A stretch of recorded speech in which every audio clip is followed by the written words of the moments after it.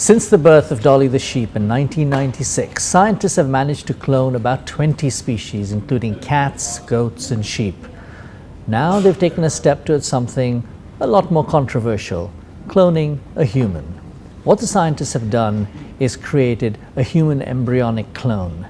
They start by taking a human egg, take out the nucleus, and then they take a skin cell from a patient, take the skin cell and put it into this denucleated egg. The skin cell that's been transferred is sort of the software, and the egg acts like a hardware, and the hardware essentially boots up the software and creates an embryonic clone. From the embryonic clone, the scientists can derive other stem cells and go on to make heart tissue or nerve tissue or any other tissue that goes on to make a person.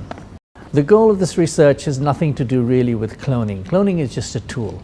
The idea is to create fresh tissue in a lab. If someone has a heart attack and you have scarring inside, you could use fresh tissue made in the lab to treat that scarring. If someone has a nerve ailment like Alzheimer's disease, you could transplant lab-made tissue into the person and hopefully treat that kind of malady.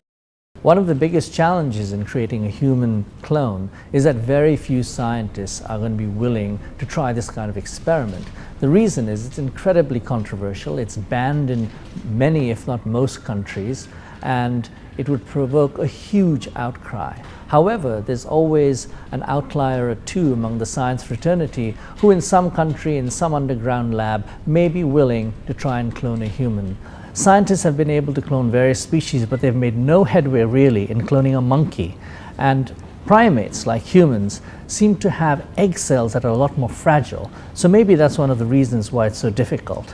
For them to actually make headway in cloning a person, they'd have to refine the process a great deal more, and that seems to be a long way off, probably many, many years.